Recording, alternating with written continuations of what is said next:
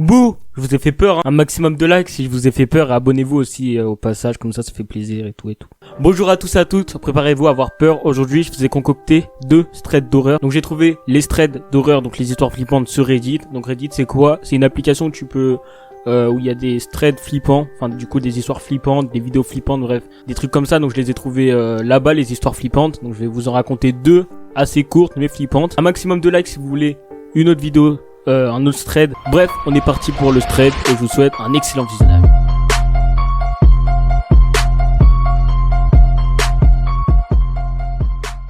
Bon, on est parti pour le premier thread, donc allez-vous tranquille, prenez du popcorn à la bien, je connais. À l'époque de cette histoire, Cassandra avait environ 14 ans. Il faut savoir que son arrière-grand-père est décédé 2 ans avant ce fameux moment. Un jour, elle décide de retourner dans sa maison qui appartient toujours à sa famille. Donc Cassandra, elle se déplace de pièce en pièce à la recherche d'objets qui pourraient lui servir. C'est à ce moment-là où elle rentrait dans une pièce qui servait de bureau qui était assez grande, mais il y avait beaucoup de bazar, donc plusieurs objets éparpillés, bref, vous voyez ce que je veux dire. Quand elle est rentrée dans cette pièce, elle a senti une chose de très anormale.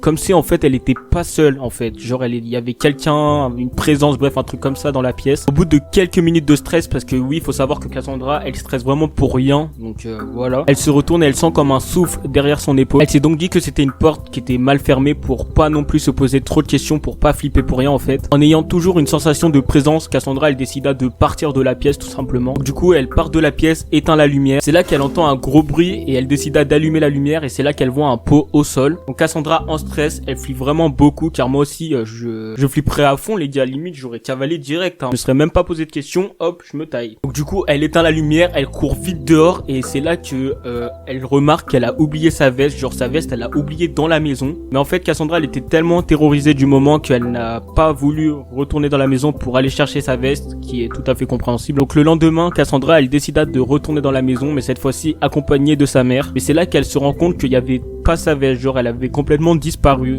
comme par hasard, genre. Depuis ce jour, Cassandra, elle est persuadée qu'il y avait quelqu'un ou quelque chose dans la maison, tout simplement, genre une présence ou on sait pas quoi, parce que comme par hasard sa veste elle l'a pas retrouvée, donc c'est grave chelou. Voilà, c'était la fin du premier thread. J'avoue qu'il est grave flippant, c'est grave bizarre. Comme par hasard elle retrouve plus sa veste, même moi j'aurais grave flippé, hein, vraiment. Bref les gars, on est parti pour le deuxième thread, let's go.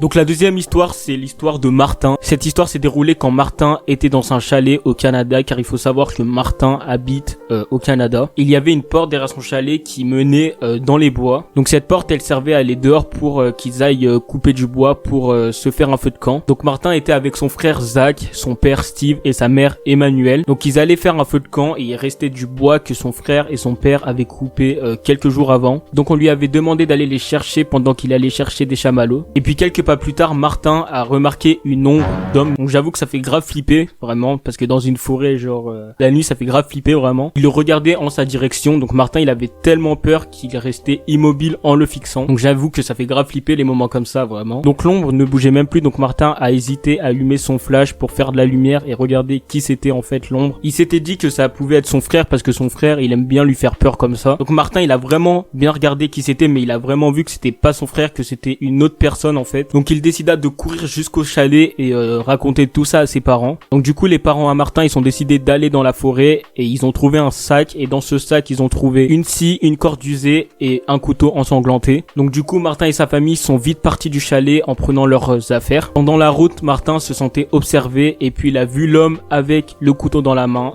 Et voilà, après je sais pas ce qui s'est passé, mais voilà, ils ont vu ça, donc ouais, ça fait extrêmement flipper. Donc oui, je vous ai dit que j'allais vous raconter 2 histoires flippantes, mais vu que vous êtes gentils, je me suis dit d'en dire une troisième, non? Alors je vais vous raconter l'histoire d'une adolescente de 17 ans qui s'appelle Anna. Donc Anna est une fille très intelligente qui voudrait plus tard travailler dans la science. Souvent le soir, elle restait avec 2 autres camarades dans le labo de science pour faire des recherches, etc. La fête de la science approchait à grands pas et Anna travaillait très dur sur son projet. Donc nous n'aurons pas besoin de savoir quel est ce projet. Un jour, elle décida de rester jusqu'à 23h et avant de partir, Anna entendit un cri strident venant du couloir. Donc un cri strident, c'est-à-dire un gros cri aigu en mode...